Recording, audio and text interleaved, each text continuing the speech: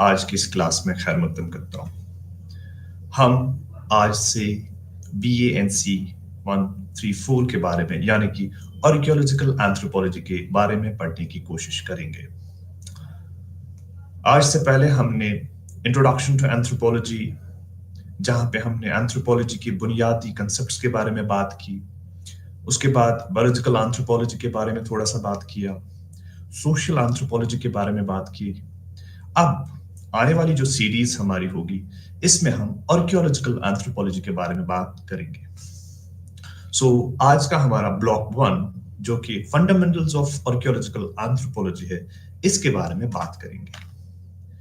सबसे इंपॉर्टेंट बात हमें यह है कि हम आर्कियोलॉजिकल एंथ्रोपोलॉजी को एंथ्रोपोलॉजी में क्यों पढ़ते हैं।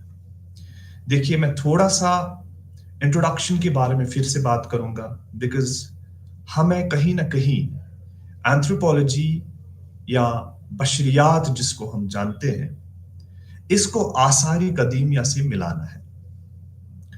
एंथ्रोपोलॉजी जो कि हमने ऑलरेडी इतना समझ लिया है कि ये वो साइंस है जिसमें हम इंसानों के बारे में पढ़ते हैं। हमने ये समझ लिया कि इंसान के हर एक खित्ते में, इंसान के हर एक फेसेट में, इंसान के हर एक चीज में कुछ ना कुछ ऐसी चीजें हैं जो हम साइंटिफिक तरीके से या सोशल साइंटिफिक तरीके से पढ़ सकते हैं। तो हमने ये जाना कि इंसान के मुतल्लिक बहुत सारे अलग अलग इल्म हो सकते हैं। तो हमने क्या किया, हमने एंथ्रोपोलॉजी को मेजर 4 डिविजन्स में डिवाइड किया। मैं थोड़ा सा पास्ट के बारे में बात करूंगा कि हमने क्या पढ़ा है, ताकि आपको एक कनेक्टिंग लिंक बने। हमने ऑलरेडी ये पढ़ा कि एंथ्रोपोलॉजी एज अ सब्जेक्ट कैसे बना, एंथ्रोपोलॉजी वजूद में कैसे आया, एंथ्रोपोलॉजी एक डिसिप्लिन कैसे बना, एंथ्रोपोलॉजी एक सब्जेक्ट कैसे बना। तो मैंने उसके बारे में आप लोगों को पहले ही बताया कि जब इंसान के पास वो सवाल उठे, और वो सवाल थे कि हम अलग अलग क्यों हैं। हम अगर अफ्रीका में जाएंगे तो इंसान ही है, होमो सेपियंस ही है, लेकिन अलग रंग रूप के लोग हैं। हम एशिया में जाएंगे तो अलग फिजिकल अपीयरेंसेस है। हम इंडिया में जाएंगे तो अगर हम पेनिनसुलर इंडिया की बात करें तो लोगों का जो स्ट्रक्चर है वो अलग है। नॉर्दर्न इंडिया की बात करेंगे तो अलग स्ट्रक्चर है, साउदर्न इंडिया की बात करें तो अलग स्ट्रक्चर है। तो कहीं ना कहीं इंसान के मन में ये सवाल उठे कि हम अलग क्यों हैं, हमारे रंग रूप अलग क्यों है। कुछ काले, कुछ गोरे, कुछ ब्राउनिश, किसी का बाल सफेद है, किसी के बाल ब्राउन है, किसी के बाल ब्लैक है। तो ये चीजें क्यों है। ये तो थी वो फिजिकल अपीयरेंसेस जिसके बारे में सवाल उठे। लेकिन उसी के साथ साथ एक और किस्म के सवाल भी उठे कि इस इंसान के पास जो ये कल्चर है, इस इंसान की जो ये सोसाइटी है, ये अलग क्यों है। अगर हम देखेंगे, मैं यहां कश्मीर में बैठा हूं, मैंने टोपी लगाई है, जैकेट पहना है, बिकॉज पूरा विंटर चल रहा है। अगर इसी कंटेक्स्ट में देखें तो हम टोपी लगाते हैं, फेरन पहनते हैं, अलग तरीके से खाना खाते हैं। अगर हम साउथ इंडिया की बात करें तो साउथ इंडिया में कहीं ना कहीं लोग ना ही फेरन पहनते हैं और ना ही हमारे जैसे खाने पीने के हिसाब से जाते हैं। तो ये कल्चर, ये सोसाइटी, ये अलग क्यों है। चलो, ये तो हम इंडिया की बात करते हैं, ये तो नेशनल डाइवर्सिटी है। अगर हम इंटरनेशनल डाइवर्सिटी के बारे में बात करें, अफ्रीका में जाओगे तो अलग कल्चर्स देखने को मिलेंगे, यूरोप में जाओगे तो अलग कल्चर्स देखने को मिलेंगे। अगर अफ्रीका में जाओगे तो फॉर एग्जांपल आप कुछ जगहों पे देखोगे कि लोग अफ्रीका में मॉस्किटोज खाते हैं, मच्छर खाते हैं। तो उसी चीज को अगर हम दूसरी जगह पे देखेंगे, वहां पे लोग मच्छर को अच्छा खाना नहीं मानते हैं, इवन कि वो सोचते हैं कि एक टैबू है, हमें नहीं खाना चाहिए। तो कहीं ना कहीं फूड को लेके, ड्रेस को लेके, खाने को लेके, बैठने को लेके, उठने को लेके, काम करने के तरीकों को लेके, हर एक अलग अलग एरिया में अलग अलग तरीके के कल्चर्स हैं। तो इसके बारे में हमने सोशल इवोल्यूशन के बारे में बात करी थी, जो हमने सोशल एंथ्रोपोलॉजी में ऑलरेडी कवर की है। जहां पे हमने देखा कि किस हिसाब से इंसान इवॉल्व होता गया अपनी सोसाइटी में, कल्चर्स कैसे डाइवर्सिफाई होते गए, ये सारी चीजें हमने समझ ली।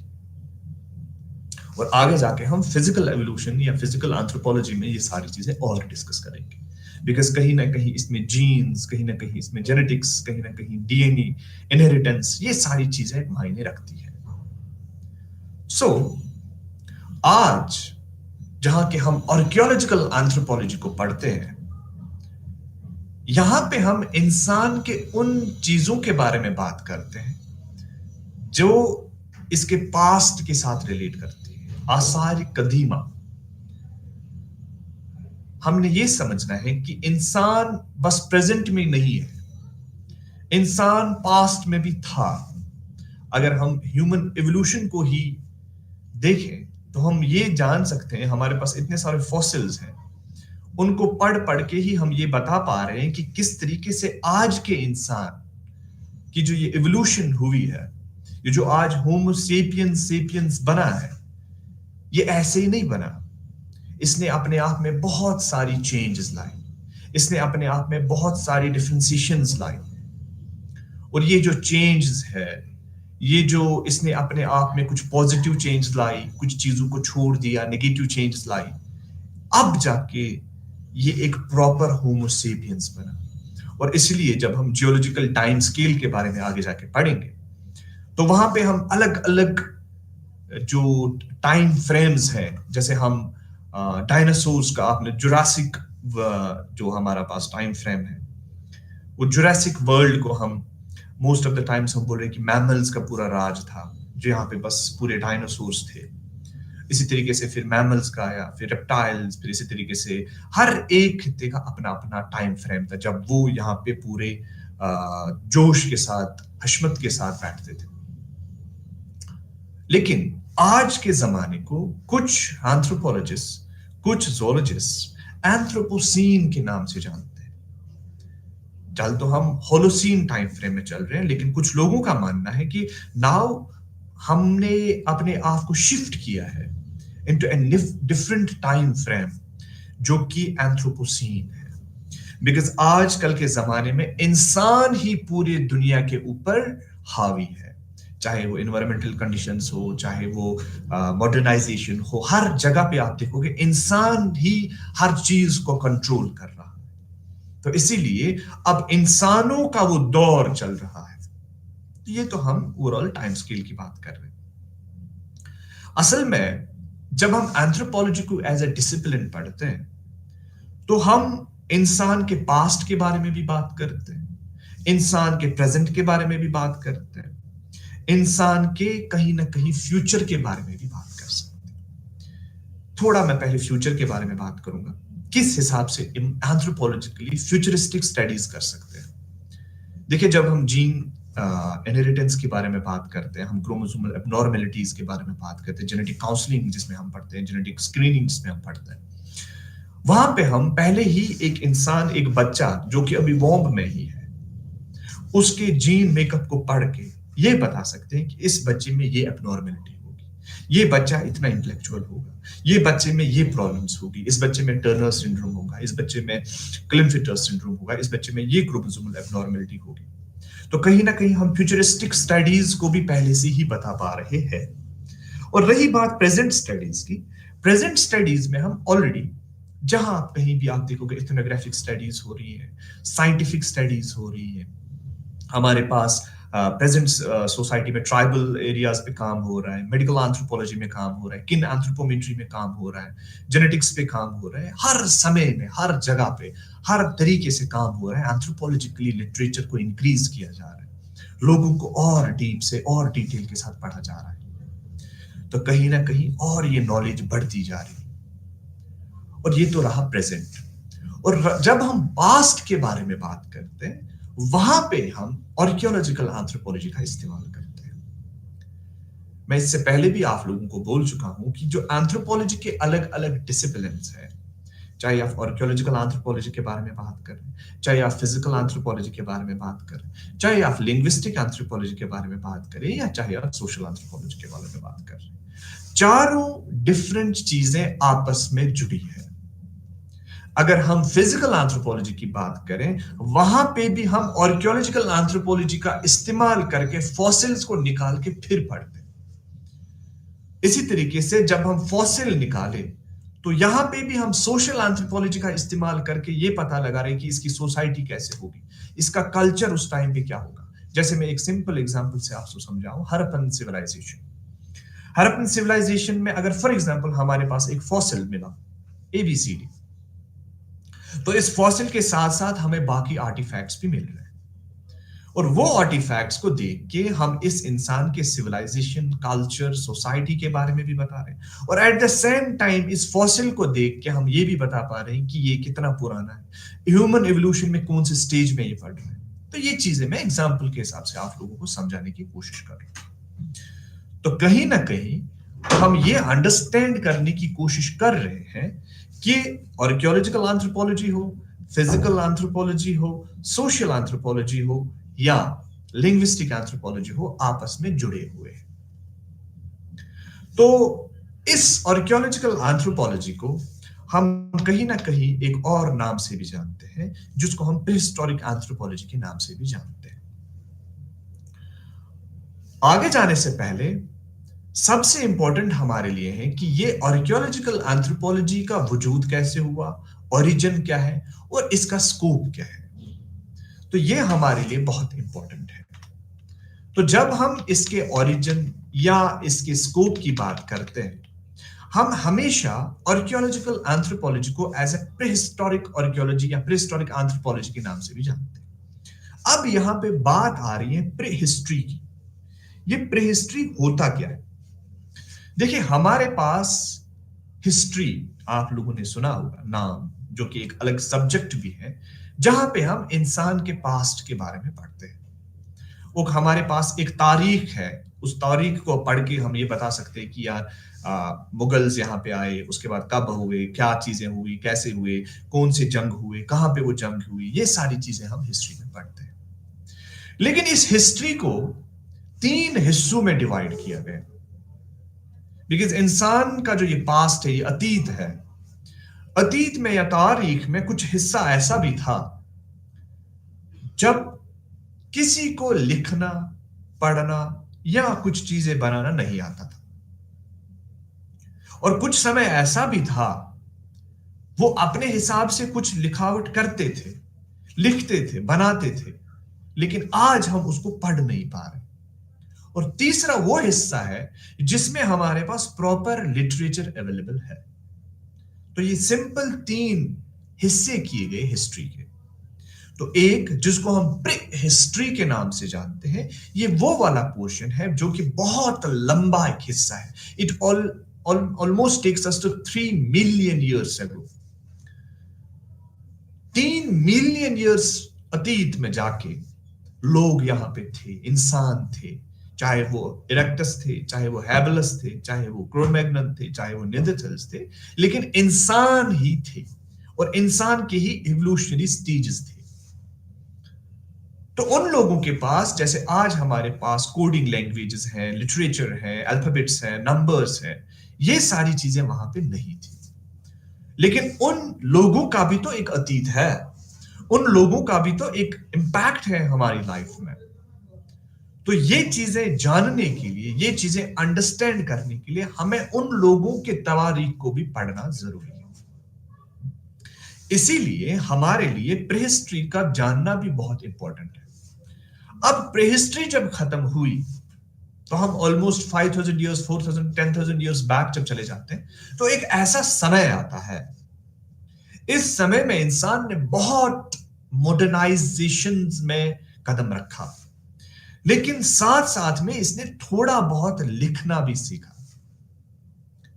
जैसे फॉर एग्जांपल, अगर मैं एक जंगल में बैठा हूं, 90 साल मैंने कुछ लिखावट नहीं की, और फिर लास्ट के 10 सालों में मैंने पहले जो 2 साल बचे, 92 ईयर्स तक, मैं कुछ लिखना चाहता हूं, बनाना चाहता हूं। देखिए, लिखावट या लिटरेचर है क्या?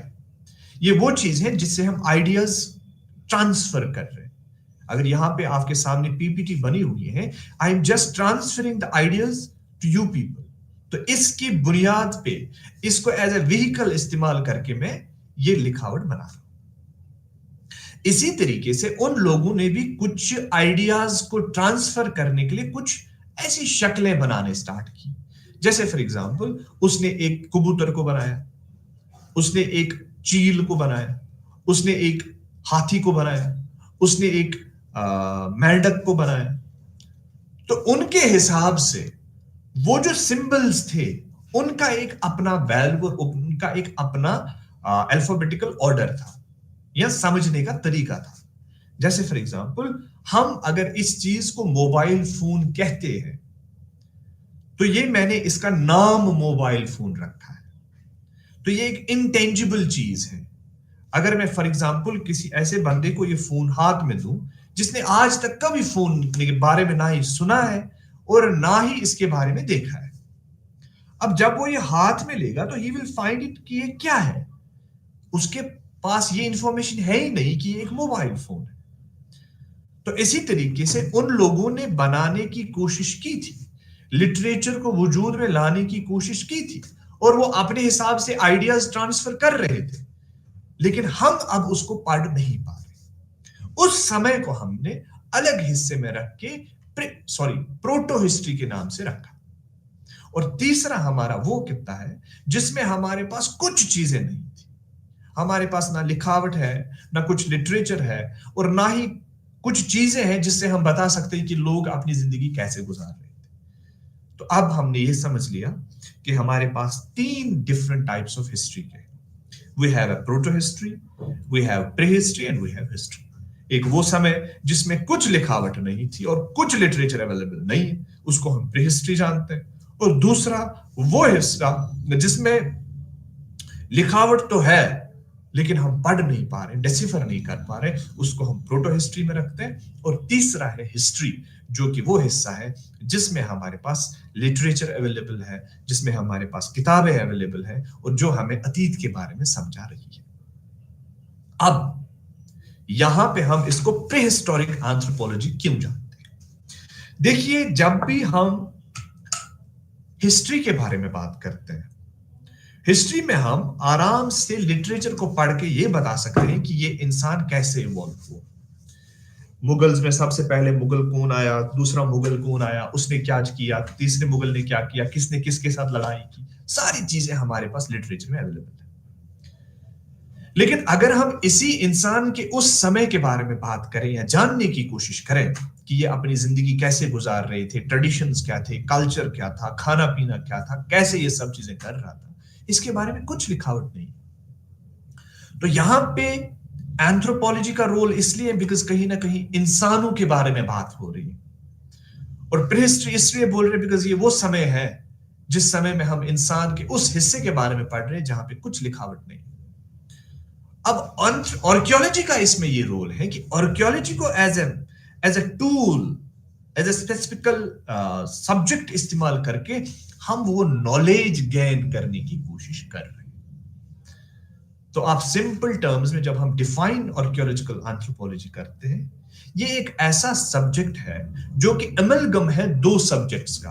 आर्कियोलॉजी एक सेपरेट ब्रांच भी है। आपने आर्कियोलॉजी में देखा होगा, we have archaeobotany, we have archaeozoology, environmental archaeology, जो कि हम आगे जाके अभी पढ़ेंगे, जहां पे अलग अलग तरीके से पुरानी चीजों को पढ़ा जाता है। जैसे फॉर एग्जांपल आर्कियोजोलॉजी में हम डायनासोर्स के बारे में बात कर रहे हैं, हम उन बर्ड्स के बारे में बात कर रहे हैं जिनकी बीक्स इतनी इतनी लंबी थी, हम उन प्लांट्स के बारे में बात कर रहे हैं जो आज से केवल 30 मिलियन 40 मिलियन पहले इस दुनिया पे रहते थे, उनके बारे में बात करें, आर्कियोबॉटनी में जा रहे हैं। तो जब आप ओनली इंसान के बारे में बात करें, इंसान के अतीत के बारे में बात करें, उन बाकी चीजों को छोड़ के, तो इसीलिए हम इसको आर्कियोलॉजिकल एंथ्रोपोलॉजी के नाम से जानते हैं। बिकॉज यहां पे हम इस खित्ते में, इस पोर्शन में हम बस इंसान के पास्ट के बारे में बात करें, हम इसमें डायनासोर्स को नहीं घुसा रहे, हम इसमें आर्कियोबॉटनी को उतना नहीं घुसा रहे, इसलिए हम इसको आर्कियोबॉटनी के नाम से जानते हैं।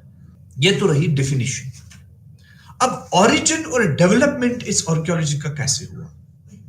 देखिए, ओरिजिन मैं आपको बोल चुका हूं कि हमारे पास एक ऐसा समय था जब रेनेसेंस पीरियड के बाद कुछ लोगों ने क्या की थी, उन्होंने कोशिश की थी कि जितने भी एंटीक चीजें हैं, वो सारी चीजें वो अपने पास जमा रखते थे।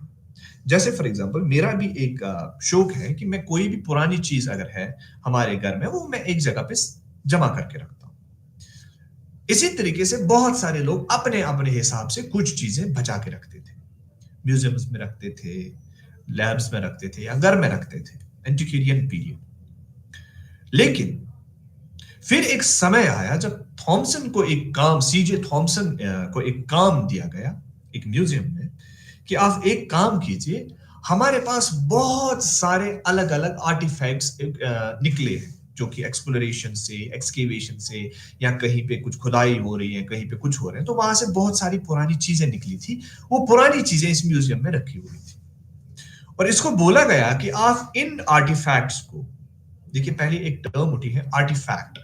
आर्टिफैक्ट वो चीज होती है जिसको इंसान ने छेड़ के, काम करके, इसको एक पर्टिकुलर शेप देके किसी काम के लिए लगाया हो, उस चीज को हम आर्टिफैक्ट बोलते हैं। जैसे हमारे पास स्टोन टूल्स हैं, हमारे पास कुछ ऐसे टूल्स निकलेंगे जो आप आगे जाके हम पढ़ेंगे, हमारे पास मैक्रोलिथ्स हैं, माइक्रोलिथ्स हैं, ये सारी चीजें जो कि आर्टिफैक्ट होती है, इंसान ने इनके ऊपर काम करके उनको एज ए वेपन इस्तेमाल किया था अपने समय पे, उनको हम आर्टिफैक्ट जानते हैं। तो ये आर्टिफैक्ट्स निकले थे जिसमें पोटरी भी आती है, जिसमें टूल्स भी आती है, ये सारी चीजें वहां पे पड़ी थी। तो अब इसको एक काम दिया गया कि आप एक काम कीजिए, ये जो हमारे पास mass of all these things है, ये जो बहुत बड़े बड़े चीजें हमारे सामने है, पत्थर है, एक्सेस है, हेड एक्सेस है, पोटरी है, ये बाकी चीजें जो है, इनको आप अलग अलग हिस्सों में डिवाइड कीजिए, इनको आप प्रॉपर तरीके से स्ट्रेटिफाई कर दीजिए। तो सीजे थॉमसन ने एक कंसेप्ट निकाला जिसको हम थ्री एज सिस्टम के नाम से जानते हैं। और थ्री एज सिस्टम में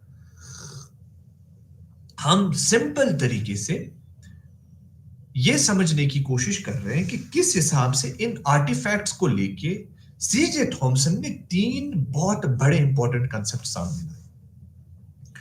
असल में जो आर्टिफैक्ट्स थे ये अलग अलग मटेरियल्स के बने थे। इसमें से कुछ आर्टिफैक्ट्स वो थे जो कि पत्थरों से बने थे, तो उनको पत्थरों में रखा। कुछ आर्टिफैक्ट्स ऐसे थे जो कि लोहे के बने थे, आयरन के बने थे, उनको अलग रखा था। और कुछ आर्टिफैक्ट्स ब्रोंज के बने थे, वो अलग रखे गए। तो इसीलिए अगर आप ओवरऑल थ्री एज सिस्टम को पढ़ने की कोशिश करोगे तो हमने इन आर्टिफैक्ट्स के बुनियाद पे पूरा समय, जो ये प्रीहिस्टोरिक टाइम था, इस आर्टिफैक्ट को लेके हमने समय को डिवाइड किया। हमने कल्चर को बुनियाद बना के इस समय को डिवाइड किया। हमने बोला अगर हम 3 मिलियन ईयर्स पुराने हमारे पास जो फॉसिल्स हैं, जो आर्टिफैक्ट्स हैं, जिनको डेट करके हमारे पास ये इंफॉर्मेशन पहुंची है, ये डेटिंग करके ये इंफॉर्मेशन पहुंचा के हमारे पास इस समय को अब डिवाइड करने के लिए 3 हिस्से बनाए गए। We have the palaeolithic cultures या पेलियोलिथिक टाइम फ्रेम, या जिनको हम लिथिक कल्चर ही जानते हैं।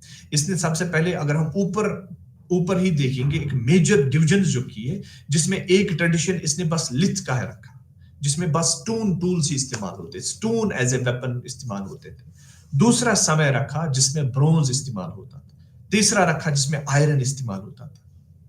तो ये इसने ऊपर से ही जनरलाइज कर दिया कि इन चीजों को मैं अलग रखूंगा बिकॉज ये लोहे के बने, इन चीजों को अलग रखूंगा बिकॉज ये ब्रोंज के बने, इन चीजों को अलग रखूंगा बिकॉज ये स्टोन के बने। तो इस चीज को बुनियाद में बना के इसने एक ऑर्डर में लाया कि सबसे पहले फिर स्टोन्स आए, उसके बाद ब्रोंज आया, उसके बाद आयरन एज आए। बिकॉज पहले इंसान ये इस्तेमाल करता था, फिर ये इस्तेमाल करता था, फिर ये इस्तेमाल करता था। और ये बस इसने मटेरियल्स को देख के ही नहीं बोला, असल में इसमें डेटिंग मेथड्स का भी बहुत इंपॉर्टेंट रोल है। फिलहाल के लिए हम बस इंट्रोडक्टरी टर्म्स में ये समझ रहे हैं, आगे जाके हम इनको और डिटेल से पढ़ने की कोशिश करेंगे। यहां तक हमें समझ आया कि थ्री एज सिस्टम का मानना यह है कि सबसे पहले हम on the basis of the materials used हम डिवाइड कर रहे हैं लोगों के कल्चर्स को। तो हमने 3 चीजें रखी, लिथिक कल्चर या stone age, we have bronze age and we have iron age. इसको हम थ्री एज सिस्टम मानते हैं। अब इस थ्री एज सिस्टम के अंडर में हमारे पास अलग अलग ट्रेडिशंस देखने को मिले, अलग अलग कल्चर्स देखने को मिले। जैसे कि फॉर एग्जांपल जब हम स्टोन एज को ही देखते हैं, इस स्टोन एज में भी मैंने देखा कि आगे जाके कुछ चेंजेस आ रही। स्टोन तो है, हाँ मटेरियल स्टोन इस्तेमाल हो रहा है, लेकिन कहीं ना कहीं इस स्टोन में के जो टूल्स बने हैं उनमें फर्क आ रही। जैसे फॉर एग्जांपल हम पेलियोलिथिक कल्चर्स को अलग रखते हैं। Palaeo means ancient lithic culture, old lithic culture, पुराना ट्रेडिशन ऑफ स्टोन्स। उसके बाद आगे जाके हम बात कर रहे हैं, we talk about the mesolithic culture. उस समय के बारे में बात कर रहे हैं जो कि नियोलिथिक और पेलियोलिथिक के बीच में आ रहे हैं। यहां पे टूल्स में कुछ फर्क आया, यहां पे कुछ माइक्रोलिथ्स देखने को मिले, यहां पे छोटे छोटे लिथ्स देखने को मिले। उसके बाद हम फिर नियोलिथिक में आएंगे, न्यू स्टोन एज। यहां पे हमने टोटल चेंज देखी, कंपाउंड टूल्स, कम्प्लेक्स टूल्स देखने को मिले, कुछ छोटे टूल्स बने, हमारे पास बो एंड एरो देखने को मिला। इसने ज्यादा अच्छे से अब इन चीजों को तराशना देखा, सीखा। तो इस हिसाब से हमने डिवाइड किया ओवरऑल 3 एज सिस्टम में। हमने अंदर पहले रखा स्टोन एज, उसके बाद हमने रखा ब्रोंज एज, उसके बाद रखा हमने आयरन एज। और इस स्टोन एज को भी हमने फर्दर 3 हिस्सों में डिवाइड किया, जहां पे एक को हम पेलियोलिथिक के नाम से जानते, दूसरा हम मीजोलिथिक के नाम से जानते, और तीसरा हम नियोलिथिक के नाम से जानते।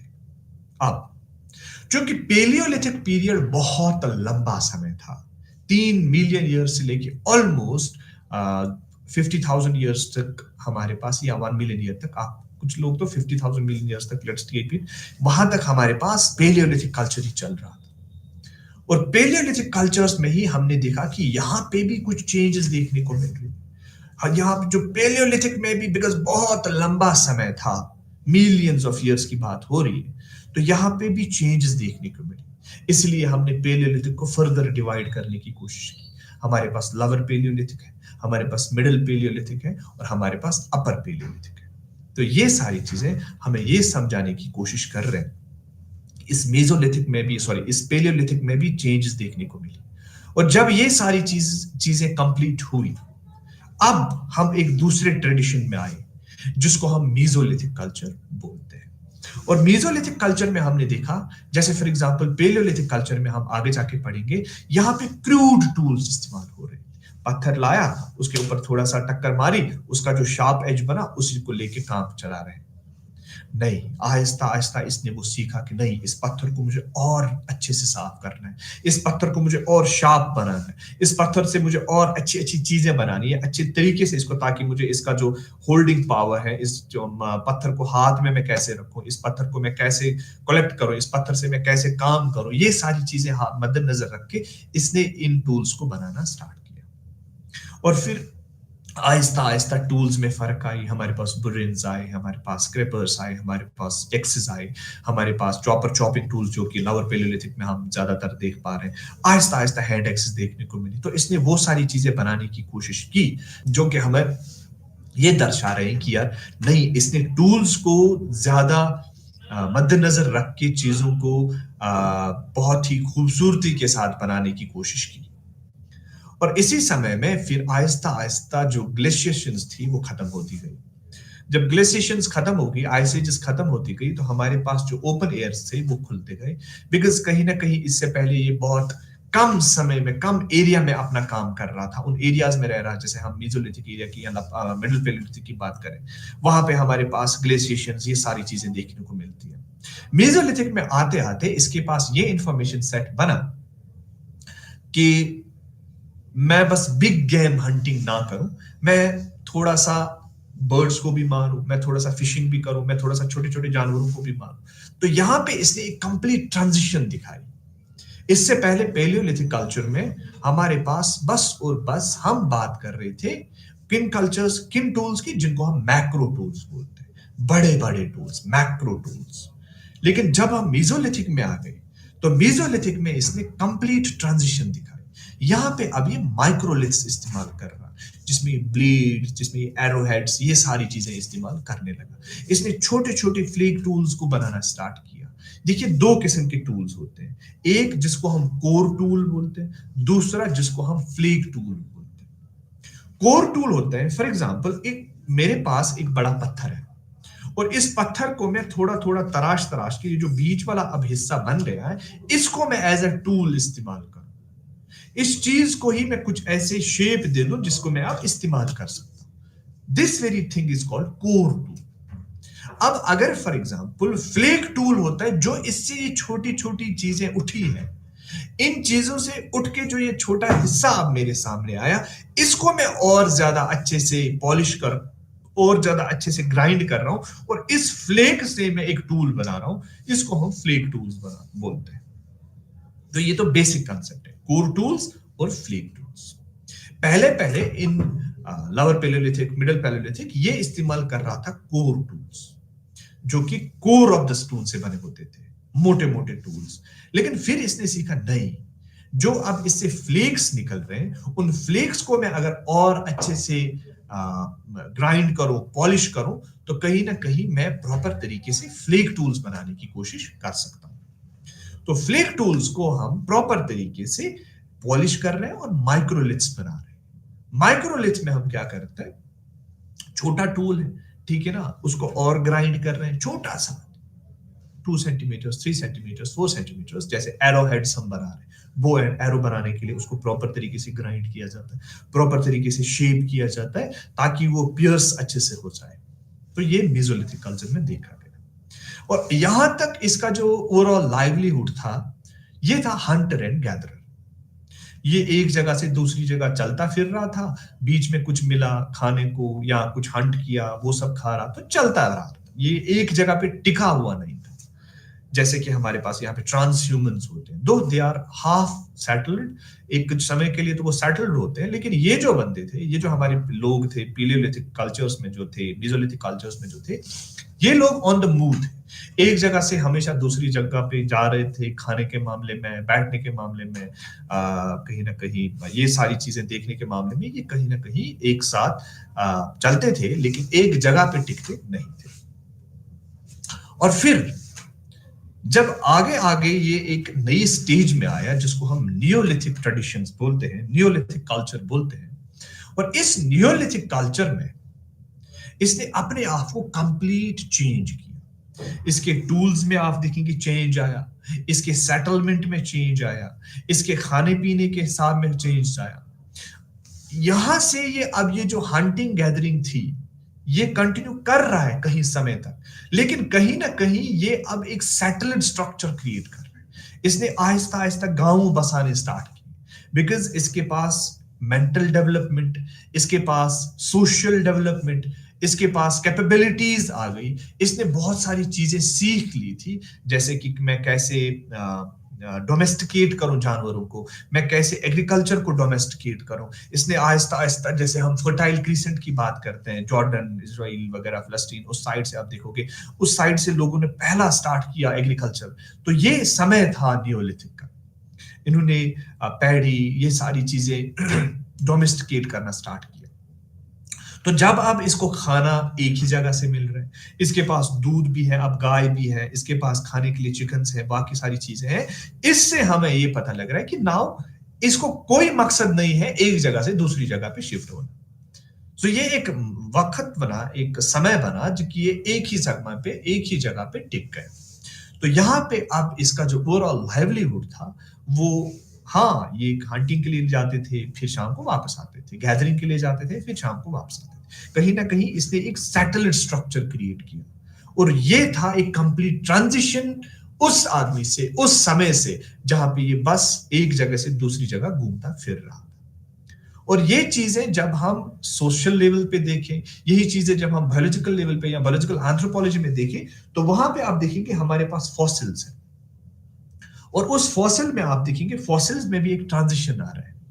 उनकी क्रेनियल कैपेसिटीज बढ़ रही है, उनके इरेक्ट पोजीशंस बढ़ रहे हैं, उनके इरेक्ट पोजीशंस प्रॉपर तरीके से आ रहे हैं, इकोनॉमिक वॉक हो रहा है, या मेंटल कैपेबिलिटीज बढ़ रही हैं। ये सारी चीजें साथ दे रही थी इसके इस चीज में कि ये कैसे अपने आप को और डेवलप करें, ये कैसे अपने आप को और अच्छे तरीके से सस्टेन करें इस दुनिया में। ये चीजें हमें मेसोलिथिक, नियोलिथिक और पैलियोलिथिक में आगे जाके पढ़नी है। तो अब स्कोप की जब हम बात करें, एंथ्रोपोलॉजी में या आर्कियोलॉजी को अलग एज अ डोमेन जब हम पढ़ें, तारीख को पढ़ने के लिए किसी भी सूरत में हमें आर्कियोलॉजी का होना इंपॉर्टेंट है। और आर्कियोलॉजी का होना मकसद, हम किसी भी सूरत में इंसान के पास्ट को रिवील करना चाहते हैं। हम किसी भी सूरत में इंसान के अतीत को जानने की कोशिश कर रहे हैं। और जब हम, चाहे कोई भी फॉसिल मिले, चाहे कोई भी एक्सप्लोरेशन हो, चाहे कोई भी एक्सकेवेशन हो, उसमें आर्कियोलॉजिस्ट और एंथ्रोपोलॉजिस्ट का होना बहुत जरूरी है।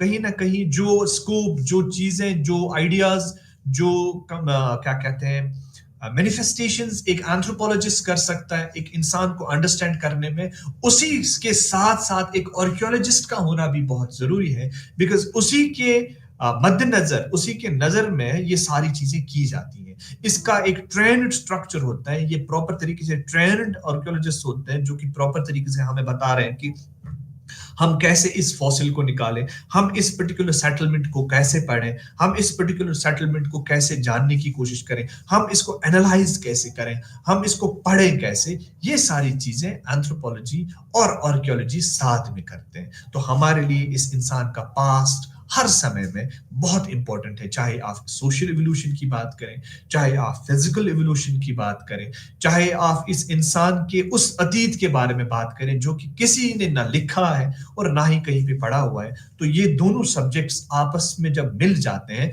तो एक नया, एक ऐसा पर्सपेक्टिव क्रिएट करते हैं जिसको हम आर्कियोलॉजिकल एंथ्रोपोलॉजी बोलते हैं।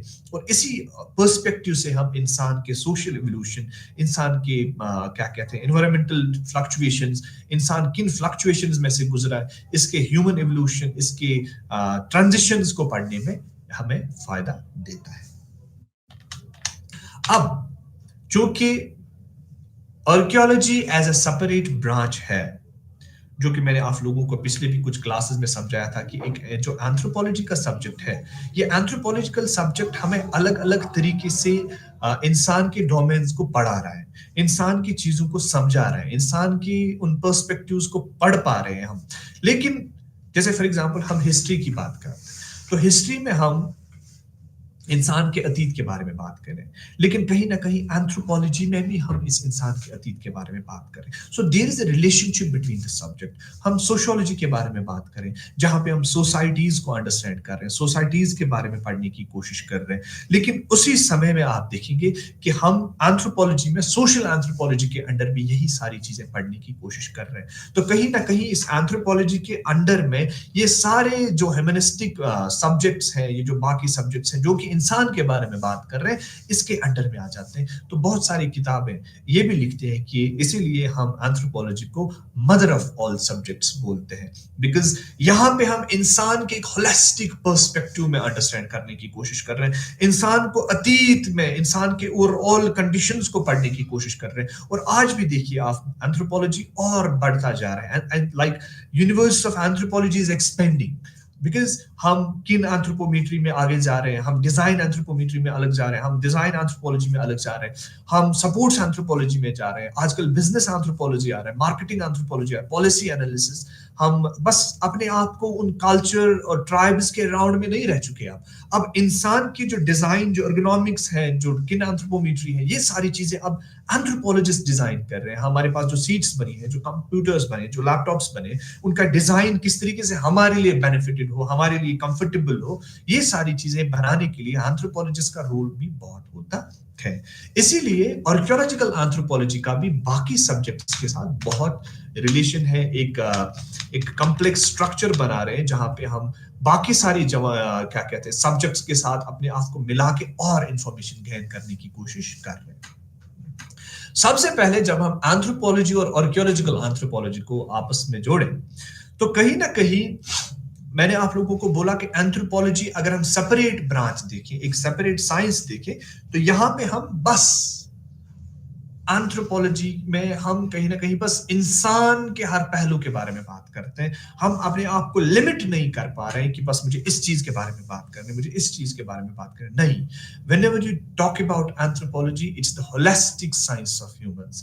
इंसान का हर एक चीज इसमें आता है, इंसान के हर एक फेसेट को हम एंथ्रोपोलॉजी में पढ़ते हैं। फिर इसीलिए हमने एंथ्रोपोलॉजी को सब डिवाइड किया 4 ब्रांचेस में, बिकॉज इंसान के बहुत सारे अलग-अलग पहलू हैं और इन पहलुओं को हम एक ही डेफिनिशन के अंडर नहीं पढ़ सकते। सो हमने एंथ्रोपोलॉजी को फिजिकल अलग बना दिया। तो वक़्त जहाँ पे आप फिजिकल एंथ्रोपोलॉजी में बायोलॉजिकल कंडीशन, जीन्स, एवोल्यूशन ये सारी चीज़ें पढ़ रहे हैं। अब दूसरा हिस्सा सोशल एंथ्रोपोलॉजी बनाया जिसमें हम इंसान के सोसाइटी, कल्चर उन हिस्सों को पढ़ने की कोशिश कर रहे हैं और तीसरा हमारा जो है लिंग्विस्टिक लैंग्वेज जो कि बहुत एक इंपॉर्टेंट चीज़ है इंसान के लिए, कम्युनिकेशन कैसे हम कर पा रहे हैं और यही लैंग्वेज हमें बाकी एनिमल्स से सेपरेट कर रही है। यही कल्चर हमें बाकी एनिमल्स से सेपरेट कर रहे हैं। अदरवाइज अगर आप देखेंगे चिंपैंजीज में और हम में बस 2.5% ऑफ द जीन्स का ही फर्क है, बाकी otherwise 98% of the genetic makeup same होता है। तो वो चिंपैंजीज इसलिए चिंपैंजीज हैं बिकॉज जो हम में अलग 2.5% का डीएनए है, जीन्स है, वो हमें अलग इंसान बना रहा है और उसको एक चिंपैंजी बना रहा है। और उस जीन के साथ साथ हमारे पास जो ये कल्चर बना रहे हैं, सोसाइटी बना रहे हैं, इसका भी एक डायरेक्ट रोल है हमारी मॉडर्नाइजेशन में, हमारे इवोल्यूशन में। हमने किस तरीके से अपने आप को कंप्लीट कन्वर्ट किया इनटू ए कॉम्प्लेक्स बीइंग। हमारा बिहेवियर डिफरेंट है, हमारे कम्युनिकेशंस डिफरेंट है। तो इसमें हम एक दूसरे के ऊपर जो ये आइडियाज को शेयर कर पा रहे हैं, इसका बहुत बड़ा रोल है। तो लिंग्विस्टिक एंथ्रोपोलॉजी जो कि पास्ट में भी पढ़ते हैं, प्रेजेंट में भी पढ़ते हैं, इसका एक बहुत बड़ा रोल है इंसान के इवोल्यूशन में कि कैसे ये कम्युनिकेशंस होते गए, उसमें भी देखे जाते हैं। और आर्कियोलॉजिकल एंथ्रोपोलॉजी में हम बस उस पास्ट के उस हिस्से के बारे में बात कर रहे हैं जो इसी इंसान का अतीत है, जो कि आज प्रेजेंट में इंसान बैठा हुआ है। और कहीं ना कहीं कुछ ऐसे भी हमने सब थीम्स ऑफ आर्कियोलॉजिकल एंथ्रोपोलॉजी निकाले हैं, जैसे हम बात कर रहे हैं इथनो आर्कियोलॉजी, जिसमें हम इंसान के प्रेजेंट कल्चर्स को पढ़ के, इंसान के आज के कल्चर्स को पढ़ के, फिर दूसरे कल्चर्स के उन पास्ट कल्चर्स के साथ रिलेट कर रहे हैं। जैसे फॉर एग्जांपल मैं बात कर रहा हूं, हमारे यहाँ कश्मीर में बकरवाल कम्युनिटी एक ट्राइबल कम्युनिटी है, उनके बारे में जब हम बात करते हैं, या हमारे पास जो आप देखेंगे पोर्टर्स हमारे पास जो यहाँ पे हैं, जो गफ्राल में देखे गए या हमारे अराउंड में कश्मीर में देखे जाते हैं, इसी तरीके से बाकी आप देखोगे। Let's only talk about the Bakarwals. जब हम बकरवाल्स की बात करते हैं, बकरवाल्स का एक अपना रूट है, उनका एक अपना ट्रेडिशन है, अपना क्या कहते हैं लेआउट है, वो किस तरीके से अपने सेटलमेंट्स बनाते हैं। अगर हम उनकी एथनोग्राफी करके ये पता लगाएं कि आज उनका लाइफस्टाइल कैसा है, आज उनके स्ट्रक्चर्स कैसे हैं, और फिर उस चीज को हमारे उस फील्ड साइट्स के साथ कन्वर्ट कर पाएं कि हाँ, जो हमारे पुराने लोग थे, जो पूर्वज यहाँ पे रह चुके थे, जैसे हमारे पास कुछ नियोलिथिक साइट्स हैं, उन नियोलिथिक साइट्स से डेटा कलेक्ट करके आज के इस प्रेजेंट डेटा के साथ उनको एक एनालिसिस में लेके आए, हम ये बता सकते हैं कि क्या उनमें और इनमें कुछ कनेक्शंस हैं, क्या उनमें और इनमें कुछ कनेक्शंस हैं, क्या आपस में कुछ इथनोग्राफिकल कनेक्शंस हैं। ये भी एक कंपोनेंट है हमारी आर्कियोलॉजिकल एंथ्रोपोलॉजी का। तो कहीं ना कहीं ये हमें एक पर्टिकुलर वे से ही लेके जा रहा है। ये आर्कियोलॉजिकल एंथ्रोपोलॉजी हमें बस उस इंसान के अतीत के बारे में बात कर रहा है, उसे हेल्प आउट कर रहा है कि किस तरीके से हम इस इंसान का पास्ट डिग आउट कर सकते हैं, कैसे हम इसके पुरानी चीजों को निकाल के उसके ऊपर एनालिसिस करके ये बता सकते हैं कि इंसान अपनी जिंदगी कैसे गुजारता था, इसके पुराने कल्चर्स कैसे थे। और जब हम पुराने कल्चर्स को समझ रहे हैं, अंडरस्टैंड कर रहे हैं, हम कहीं ना कहीं ये भी अंडरस्टैंड कर रहे हैं कि किस तरीके से ये कल्चरल इवोल्यूशन हुआ है, किस तरीके से ये फिजिकल इवोल्यूशन हुआ है। इससे हमें बहुत कुछ फायदा हुआ है। दूसरा, जब हम आर्कियोलॉजिकल एंथ्रोपोलॉजी को हिस्ट्री के साथ कनेक्ट करें, देखिए मैंने आपको पहले भी इसकी एग्जांपल दी थी कि हिस्ट्री में हमारे पास 3 हिस्से हैं।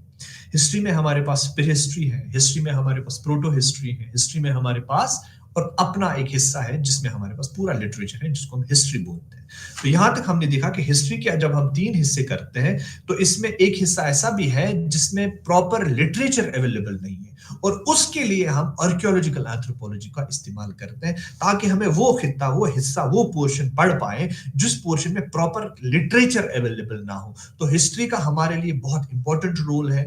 हम आर्कियोलॉजिकल एंथ्रोपोलॉजिस्ट या एंथ्रोपोलॉजिस्ट का हिस्ट्री के साथ एक डायरेक्ट कनेक्शन है, बिकॉज कहीं ना कहीं हमें इस इंसान के अतीत के बारे में बात करनी है, चाहे हम इंसान के सोशल इवोल्यूशन के बारे में ही क्यों ना पढ़े, हमने लिटरेचर पढ़ना है, हमने वो सारी चीजें पढ़नी कि इंसान कैसे इवॉल्व होता गया, इसके जो ये ट्रेडिशंस है ये कैसे इवॉल्व होते गए। और इसी के लिए हमें आर्कियोलॉजिकल एंथ्रोपोलॉजी का भी रोल है कि हम कैसे उस समय को भी निकालें जिस समय में हमारे पास कोई लिटरेचर अवेलेबल नहीं था, जहां पे हम वो हिस्टोरिक पोर्शंस के बारे में बात कर रहे हैं कि yes, this is the portion कि यहाँ पे इंसान ऐसा कर रहा था। और एक जो ये कंटिन्यूसली लिंक है, ये कंटिन्यू बनती जा आ रही है, ये जो समय है ये एक ऐसी लाइन में आ रहा है। हम पहले प्रीहिस्ट्री में, सॉरी, जब हम palaeolithic, mesolithic, neolithic, chalcolithic, iron age, फिर आहिस्ता आहिस्ता प्रोटो हिस्टोरिक, फिर आहिस्ता आहिस्ता मॉडर्न हिस्ट्री। तो आप लोगों ने ये पढ़ा होगा ancient history, medieval history, modern history. तो कहीं ना कहीं इसका एक आपस में अमलगम है, आपस में ये मिले हुए हैं, आपस में ये जुड़े हुए हैं, और हम एंथ्रोपोलॉजिस्ट के लिए हिस्ट्री पढ़ना बहुत जरूरी होता है। दूसरा है अर्थ साइंसेस। अर्थ साइंसेस और आर्कियोलॉजिकल एंथ्रोपोलॉजी का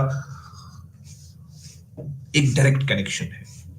देखिए, जब भी हम चीजें निकालते हैं, चाहे आप एक्सप्लोर कर रहे हैं या चाहे आप एक्सकीवेट कर रहे हैं, तो आपके सामने बहुत सारी चीजें आएंगी, आपके सामने आर्टिफैक्ट्स आएंगे, आपके सामने कुछ ऐसे हिस्से आएंगे जमीन के जो आपको समझ नहीं कि ये हिस्सा कब बना था, ये चीजें कब बनी थी, या ये प्रोफाइल कब बना था, ये सॉइल प्रोफाइल कैसे बना था, ये रिवर टेरेसेस कैसे बने थे, जिसमें हम जियोलॉजी और जियोग्राफी का बहुत इंपॉर्टेंट रोल रहता है। जियोलॉजी को अंडरस्टैंड करने के लिए ये जो आर्टिफैक्ट बना है ये किस चीज का बना है, इसमें कैसे कौन से स्टोन्स इस्तेमाल हुए हैं, ये स्टोन्स को क्यों इस्तेमाल किया जाता है, या ये स्टोन को हम क्यों पढ़ रहे हैं, या जियोलॉजिकल टाइम स्केल को जब हम पढ़ते हैं, हमारे पास कुछ ऐसे इवेंट्स हुए लाइफ में, जैसे जियोलॉजिकल टाइम स्केल में हम देख रहे हैं कि यार ये क्रिटेशियस पीरियड है, ये पेलियोसीन पीरियड है, ये मियोसीन पीरियड है, ये इयोसीन पीरियड है। ये पीरियड्स को देख देख के ये सारी चीजें, बिकॉज जियोलॉजी से हमारे पास ये कंपोनेंट्स आते हैं, ये पर्सपेक्टिव्स आते हैं, तो we need to get a connection with earth sciences. हमने कहीं ना कहीं अर्थ साइंसेस को भी साथ साथ में ले रहे हैं। हम साथ साथ में, जैसे फॉर एग्जांपल अर्थ साइंसेस में ही आप देखेंगे कि वहां पे किस तरीके से डेटिंग मेथड्स को इस्तेमाल, थर्मोल्यूमिनेसेंस को इस्तेमाल किया जाता है। हमारे पास बहुत सारे अलग अलग डेटिंग टेक्निक्स हैं, जो कि जियोलॉजिस्ट का भी इसमें बहुत बड़ा रोल है। इवन कि केमिस्ट्री लोगों के साथ भी हम बहुत कनेक्शंस बना पा रहे हैं, फिजिकल साइंसेस के साथ भी हम बहुत रोल बना पा रहे हैं, बिकॉज कहीं ना कहीं we need the expertise of all. हमें सबकी एक्सपर्टाइज चाहिए। जियोलॉजी में हमें ये स्टोन्स को अंडरस्टैंड करने के लिए, ओवरऑल स्ट्राटास को पढ़ने के लिए, ओवरऑल ये स्ट्रक्चर्स पढ़ने के लिए, we need to understand the geological perspective into the archaeological anthropology. इसी तरीके से ज्योग्राफी को जब हम देखें तो पास्ट ह्यूमन ज्योग्राफी एक अलग कंपोनेंट ही आता है, एक सेपरेट सिस्टम ही आता है ज्योग्राफी में। जब हम पढ़ेंगे तो यहाँ पे हम ह्यूमन ज्योग्राफी प्रेजेंट में भी पढ़ते हैं, पास्ट में भी पढ़ते हैं, ये ह्यूमन ज्योग्राफी कैसे कन्वर्ट होती जा रही है, या इस ज्योग्राफिकल कंडीशंस की वजह से कैसे ह्यूमन ट्रेंड्स चेंज होते गए, कैसे ह्यूमंस डेमोग्राफिक्स कैसे चेंज होती गई, इस ज्योग्राफी की वजह से ह्यूमन सेटलमेंट्स कैसे चेंज होती गई, या ज्योग्राफी की वजह से ही आप हमें बताइए किस हिसाब से इस इंसान ने इस पर्टिकुलर एरिया में रहा, because of the geography, because of the geographical events. उस चीज को जानने के लिए भी हमें ज्योग्राफी पढ़ना बहुत इंपॉर्टेंट है, और हमारा एक कनेक्शन बनता है कहीं ना कहीं इन अर्थ साइंसेस के साथ। तीसरा है आर्कियोलॉजी। आर्कियोलॉजी, जो कि मैंने आपको बोला, एक सेपरेट ब्रांच है, एक सेपरेट सब्जेक्ट है, एक सेपरेट साइंस है, जहां पे हम इन सारे, ऑलमोस्ट सारे पुरानी चीजों के बारे में बात करते हैं। जब भी जो भी चीज हमें अर्थ से डिग आउट हो रही है, जो भी हिस्टोरिक चीजें हमारे पास निकल रही है, जैसे फॉर एग्जांपल आजकल फॉसिल्स निकल रहे हैं, बहुत सारे एरिया से आप देखेंगे मैरीन फॉसिल्स निकल रहे हैं, और वो एरियाज हिली एरियाज हैं, but we are able to find कि यार यहाँ पे तो मैरीन फॉसिल्स निकल रहे हैं। ये फॉसिल्स तो कभी कभार हम ये जियोग्राफिकल इवेंट्स को जान के या जियोलॉजिकल इवेंट्स को जान के हम बता रहे हैं, नहीं, ये जो इवेंट था, ये जो एरिया था, ये पहले जमीन समुद्र के नीचे था, because of the tectonic plates. जब वो मूव कर रहे हैं, the movement of the tectonic plates की वजह से ये पोर्शंस आपस में मिले, तो इस जगह से में जो, जैसे हम कश्मीर की बात करते हैं तो वी हैव अ करेवा लेक, जिसके बारे में हम बता रहे हैं कि कहीं ना कहीं एक ओशियनिक स्ट्रक्चर था। फिर जब हिमालयाज बने, दो टेक्टोनिक प्लेट्स मिले, तो हिमालयस बनते बनते कश्मीर का जो ये बोट शेप्ड वैली, ये भी इसी से बनी। तो आज अगर आप देखें कि कश्मीर में मैंने बहुत सारी जगहों पे देखा है कि मैरीन फॉसिल्स निकल रहे हैं, कुछ फॉसिल्स निकल रहे हैं जो कि मैरीन स्ट्रक्चर्स के हैं, जो कि समंदर में ही बस पाए जाते हैं। तो यस, वो हमें कनेक्ट कर पा रहे हैं हम जियोलॉजी के साथ, ज्योग्राफी के साथ, तो कहीं ना कहीं हम आपस में जुड़े हुए हैं। और जब हम आर्कियोलॉजी की एज अ सेपरेट साइंस की बात करें, तो यहाँ पे हम हर एक चीज के बारे में बात करते हैं, चाहे वो फॉसिल किसी मछली का निकला हो, चाहे वो किसी जानवर का निकला हो, वो फॉसिल किसी आर्टिफैक्ट या कोई चीज निकली हो, कोई आर्कियोबॉटनी में आ रहा है, कोई पेड़ निकल रहा है, कोई ऐसी चीजें निकल रही है, या हम overall structure of the temples, ये सारी चीजें के बारे में बात कर रहे हैं। There are multiple domains of, हम पोएट्री के बारे में अलग से आर्कियोलॉजिकल स्टडीज कर रहे हैं, हम बस पास्ट के बारे में ढूंढने की कोशिश कर रहे हैं कि कैसे ये बने, कैसे नहीं बने। जैसे हमारे पास archaeological survey of India, they try to find out कौन से मोन्यूमेंट्स पुराने बने हैं, किस तरीके से बने हैं, किसने बनाए हैं, ये सारी चीजें हम आर्कियोलॉजी में जानने की कोशिश कर रहे हैं। लेकिन जब हम इस आर्कियोलॉजी को लिमिट कर रहे हैं टुवर्ड्स टुवर्ड्स आर्कियोलॉजिकल एंथ्रोपोलॉजी, तो बस हम वो चीजें जानने की कोशिश करें जो हमें इंसान के प्रीहिस्टोरिक टाइम फ्रेम में गुजरी है। उस इंसान की उस प्रीहिस्ट्री को पढ़ना इस आर्कियोलॉजिकल एंथ्रोपोलॉजी का एक मेन मोटो है, एक मेन मकसद है कि हम कैसे ये चीजें हम कैसे इस प्रीहिस्टोरिक टाइम फ्रेम को इंसान के रिलेशन में ढूंढने, इंसान के रिलेशन में ये चीजें अंडरस्टैंड करने की कोशिश करें। और एंथ्रोपोलॉजी, जो कि मैंने ऑलरेडी आपको बोला कि एक सेपरेट साइंस है जहां पे हम इंसानों के बारे में बात कर रहे हैं, तो ये एंथ्रोपोलॉजी और आर्कियोलॉजी जब आपस में मिले तो इन्होंने एक ऐसा पर्सपेक्टिव, एक ऐसा व्यू पॉइंट सामने लाया जहां पे हम प्रीहिस्टोरिक आर्कियोलॉजी में ना ही बस प्रीहिस्ट्री, उस हिस्ट्री की उस गैप को फील कर रहे हैं जो कि नहीं हो पा रही थी विदाउट द लिटरेचर, उस चीज को हम because we are able to understand humans more better, तो अपनी वो थ्योरीज, अपनी वो बाकी जो होलिस्टिक साइंसेस हमारे पास है, जो इंटरडिसिप्लिनरी अप्रोच इस एंथ्रोपोलॉजी का है, वो इस्तेमाल करके हम कहीं ना कहीं इस हिस्ट्री के एक पोर्शन को फुलफिल कर रहे हैं। हम जियोलॉजिकल टाइम स्केल्स में अपने इस ह्यूमंस के उस ओरिजिन या इस इवोल्यूशन को समझाने की कोशिश कर रहे हैं। हम आर्कियोलॉजी को इस्तेमाल करके, आर्कियोलॉजी को as a tool, as a weapon, as a science, as a subject इस्तेमाल करके वो गैप फिल करने की कोशिश करते हैं। अब चूंकि आर्कियोलॉजी में हम या आर्कियोलॉजिकल एंथ्रोपोलॉजी में हम इस चीजों को अंडरस्टैंड करने के लिए, चीजों को निकालने के लिए और फिर उनका मुताला करने के लिए, उन चीजों को समझने के लिए, इन जो भी पुरानी चीजें निकल रही हैं इस इंसान के बारे में, उनको पढ़ने के लिए हम बहुत सारे अलग अलग तरीके का इस्तेमाल करते हैं। तो वो तरीके क्या है, ये है आपके सामने। सबसे पहले ये समझना है हमें कि किस चीज का नाम आर्कियोलॉजिकल साइट है। देखिए, आपने बहुत समय में ये सुना होगा या हर बार आप इस बारे में सुनते होंगे कि यहाँ पे एक आर्कियोलॉजिकल साइट निकाली गई, वहां पे एक आर्कियोलॉजिकल साइट निकाली गई, यहाँ पे एक आर्कियोलॉजिकल साइट निकाली गई। ये सारी चीजों का मकसद ये है कि ये साइट होती क्या है। साइट असल में एक ऐसी जगह है जहां पे हमें कुछ ऐसी चीजें निकली है जो इंसान के पास्ट के बारे में बात कर रही है। आसार, असल में कशीर में जब आप उर्दू में इसको समझने की कोशिश कर रहे हैं, आसार मीन्स कुछ ऐसी चीजें, कदीम चीजें, पुरानी पुरानी चीजों के कुछ आसार, पुरानी चीजों के कुछ स्ट्रक्चर्स, पुरानी चीजों के कुछ हिस्से, कुछ चीजें सामने आ रही हैं। तो जैसे हमारे पास कश्मीर में यहाँ पे हमारे पास नियोलिथिक दो साइट्स हैं, एक गुफक्राल है और एक बुरज़ुहूम है। दोनों जगहों से हमें कुछ ऐसे आसारी कदीमा निकले हैं, जैसे फॉर एग्जांपल हमारे पास चीजल निकले, हमारे पास पिट डेविलिंग्स के बारे में आप लोगों ने सुना होगा जो कि बुरज़ुहूम में पाए जाते हैं, या पोटरी बहुत सारे हमारे पास गुफक्राल में निकली है। ये सारी चीजें हमारे पास सामने है और उनको देख के उन जगहों को हम अब आर्कियोलॉजिकल साइट्स के नाम से जानते हैं। ये वो जगह है जहां से हमें आर्कियोलॉजिकल मटेरियल्स मिले हैं। ये वो जगह है जहां हमें पुराने पूर्वजों के कुछ चीजें मिली हैं। जैसे फॉर एग्जांपल आर्कियोलॉजिकल साइट ऐसी भी हो सकती है जहां पे कोई फॉसिल मिला हो, या कोई साइट ऐसी भी हो सकती है जहां पे कोई आर्कियोलॉजिकल आर्टिफैक्ट मिला हो, कोई मेगालिथ मिला हो, जैसे फॉर एग्जांपल कोई पोटरी मिली हो। तो उस जगह को हम क्या कहते हैं, नाम देते हैं आर्कियोलॉजिकल साइट के हिसाब से। तो ये एक ऐसी जगह है जहां से हम प्रॉपर तरीके से यहाँ एक्सकेवेट करके, यहाँ एक्सप्लोरेशन करके चीजों को निकाल रहे हैं, चीजें निकल रही हैं, उस जगह को हम आर्कियोलॉजिकल साइट के नाम से जानते हैं। क्योंकि अब ये साइट्स बहुत अलग किस्म की हो सकती है। Many types of sites are there. एक साइट का किस्म है केव साइट। ये वो आर्कियोलॉजिकल साइट होती है जो कि केव्स में होती है। जैसे फॉर एग्जांपल हम जब ह्यूमन इवोल्यूशन पढ़ते हैं, ह्यूमन इवोल्यूशन को पढ़ते पढ़ते हमने एक जगह पे देखा कि जब इंसान प्रेडेटर्स से बचने के लिए, धूप से बचने के लिए, बारिश से बचने के लिए, तूफान से बचने के लिए अपने आप को किसी जगह पे छुपाता था। तो मोस्ट ऑफ द टाइम्स ये लोग क्या करते थे, केव्स में बैठते थे। बिकॉज मैंने ये भी बोला, अभी इसने नियोलिथिक में ये नहीं पहुंचे थे, अभी इसके पास प्रॉपर सैटेलाइट स्ट्रक्चर्स नहीं थे। और जब सैटेलाइट स्ट्रक्चर्स ही अवेलेबल नहीं है तो ये क्या करते थे, एक जगह से दूसरी जगह भागते भागते कभी कभार कोई ऐसी गुफा मिली, कोई ऐसी जगह मिली, दो पत्थर ऐसे बैठे हुए, उनके नीचे बैठ के ये अपनी जिंदगी गुजारता था, या बैठता था, कुछ समय के लिए बैठता था, कुछ चीजों के लिए या कुछ समय के लिए, लेट्स कीप इट, कि कुछ समय के लिए वहां पे बैठता था। और उस दौरान ये कुछ चीजें वहां पे छोड़ रहे हैं। जैसे फॉर एग्जांपल मैं यहाँ से निकला, मुझे यूरोप जाना है, और यूरोप में जाते जाते मेरे पास क्या है कि मैं पैदल जा रहा हूँ, पैदल, बिकॉज आप ऐसा समझ लीजिए कि मैं उस समय में हूँ, ना कोई जहाज है, है, ना कोई गाड़ी है, ना कुछ है।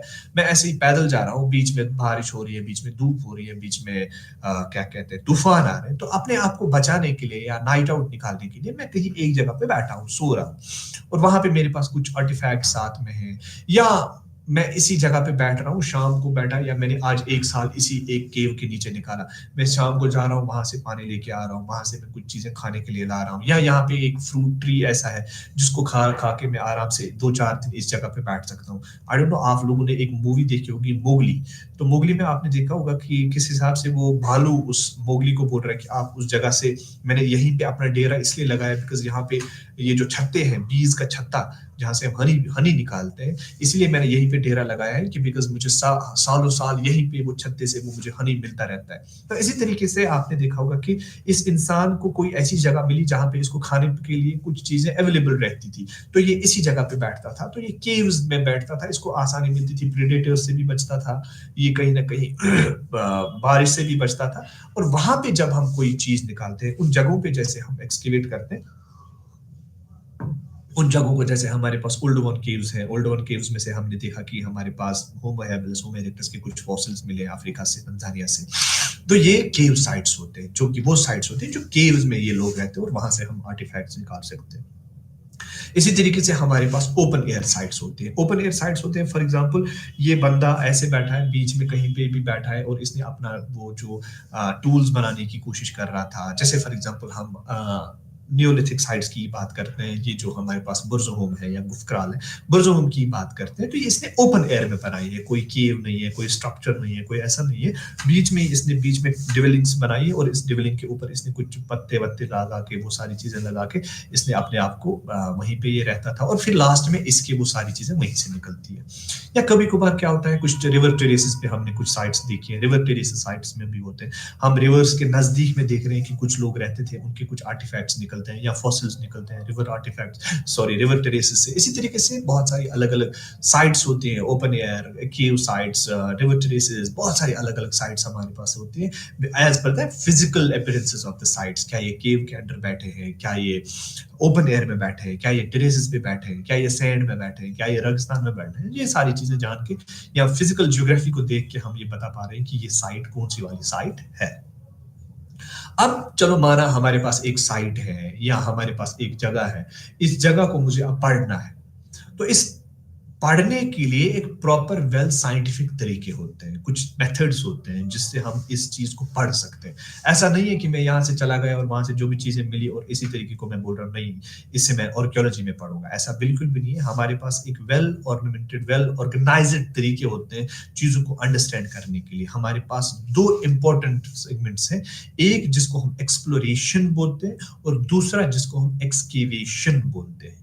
याद रखिए हमारे पास दो इंपॉर्टेंट मेथड्स हैं, एक जिसको हम एक्सप्लोरेशन बोलते हैं और दूसरा जिसको हम एक्सकेवेशन बोलते हैं, और दोनों चीजों का बहुत इंपॉर्टेंट रोल है हमारी इस सोसाइटी में। दोनों चीजों को आर्कियोलॉजी में बहुत ही डिटेल के साथ पहले समझा जाता है, थ्योरेटिकल इंफॉर्मेशंस गेन की जाती है कि किस हिसाब से ये एक्सप्लोरेशन की जा सकती है, और ये एक्सप्लोरेशन भी कैसे कर सकते हैं हम, और ये एक्सप्लोरेशन भी हम किस जगह पे कर सकते हैं, और हम कौन से एरिया को सिलेक्ट करके ये एक्सप्लोरेशन कर रहे हैं। क्या ये खुद ब खुद हमें किसी भी एरिया में जाके एक्सप्लोर कर सकते हैं, या हमें कुछ पहले इंफॉर्मेशंस मिल रही है, या कुछ एम्स हैं, कुछ ऑब्जेक्टिव्स हैं, मैं इस जगह पे जाके कुछ ऑब्जेक्टिव्स देखता हूं। जैसे फॉर एग्जांपल आज मेरा मन कर रहा है मैं इस जगह पे जाके एक्सप्लोर करूं, ऐसा नहीं है। कहीं ना कहीं यू हैव टू फाइंड ए वे। जैसे हम रिसर्च करते हैं तो रिसर्च के लिए हम पहले रिसर्च डिजाइन बनाते हैं कि मैं अगर ऐसे काम करूंगा तो मुझे ऐसा फायदा मिलेगा, बिकॉज ये जमीन के नीचे है, we don't know what is under the earth. हमें कुछ नहीं पता है कि नीचे क्या है, क्या सच में ये पत्थर पत्थर ही है, ये इंसान के आर्टिफैक्ट्स है, या ये इको फैक्ट्स है। इको फैक्ट्स क्या होते हैं, वो ऐसी चीजें बनी होती है जैसे आर्टिफैक्ट्स होते हैं, लेकिन वो खुद ब खुद नेचुरल टर्म्स से बने होते हैं, जैसे कोई पत्थर ऐसे एक दूसरे से टकरा के वो बन गया, या कोई ऐसे ही automatically without the human interference कोई ऐसा टूल शेप जैसा स्ट्रक्चर बना। उस चीज को अंडरस्टैंड करने के लिए हम इको फैक्ट्स का नाम देते हैं, ताकि हम ये जान सके कि जो मेरे पास दो टूल्स पड़े हुए हैं, एक टूल और दूसरा टूल, क्या ये इको फैक्ट है या ये आर्टिफैक्ट है, ये इंसान ने बनाया है या ये नेचुरल टर्म से खुद ब खुद बना हुआ है। तो एक्सप्लोरेशन हो या एक्सकेवेशन हो, ये बहुत बड़े दो ऐसे कंपोनेंट्स हैं जिनको अंडरस्टैंड करने के लिए हमें पहले डिटेल से ये समझना होगा कि हम एक्सप्लोरेशन भी किस जगह पे करें, हम एक्सप्लोरेशन भी किस समय पे करें, हम एक्सप्लोरेशन भी कहाँ करें और कौन से टूल्स या कौन से टेक्निक्स हम इस्तेमाल करें एक्सप्लोरेशन को करने के लिए। हमें क्या एक्सटेंसिव एक्सप्लोरेशन करनी है या हमें इंटेंसिव एक्सप्लोरेशन करनी है। अगर एक्सटेंसिव एक्सप्लोरेशन करनी है, उसके लिए हमें क्या-क्या टूल्स चाहिए, उसके लिए हमें क्या-क्या कंसेंट लेटर्स चाहिए, उसके लिए हमें क्या-क्या प्रिपरेशंस चाहिए। ये सारी या एरिया मैं कैसे सिलेक्ट कर पाऊँगा और जिस एरिया को मैंने अब सिलेक्ट किया, इस एरिया पे कौन-सी चीज़ मेरे लिए इंपॉर्टेंट रहेगी। क्या मेरे लिए एक्सटेंसिव एक्सप्लोरेशन अच्छी है या मेरे लिए इंटेंसिव एक्सप्लोरेशन अच्छी है। तो ये सारी चीज़ें, ये सारी जानकारियाँ हम कोशिश करेंगे हमारे जो आने वाले क्लासेस हैं, उसमें हम कोशिश करेंगे कि we will talk about the extensive exploration, we will talk about the excavation, ये सारी चीज़ें कैसी की जाती है, ये सारी चीज़ें हम कैसे अंडरस्टैंड करें, उसके लिए हम जो ये मेथड्स हैं, इनको और डिटेल के साथ पढ़ने की कोशिश करेंगे। तो आज हमने जानने की कोशिश की कि जो बेसिक्स ऑफ आर्कियोलॉजिकल एंथ्रोपोलॉजी है, ये कैसे वजूद में आया, क्या स्कोप था इस आर्कियोलॉजिकल एंथ्रोपोलॉजी का, क्या मकसद था इस आर्कियोलॉजिकल एंथ्रोपोलॉजी का, ये सारी चीज़ें हमने आज जानने की कोशिश की। हमने ये देखी कि कितनी साइट्स हैं, हमने जानने की कोशिश की कि किस हिसाब से ये इवॉल्व हुआ, इसका बाकी सब्जेक्ट के साथ क्या रिलेशन है, इसका क्या कहते हैं हम आर्कियोलॉजी के साथ क्या रिलेशन है, अर्थ साइंसेस के साथ क्या रिलेशन है, ये सारी चीज़ें हमने जानने की कोशिश की। Thank you so much. Have a nice day.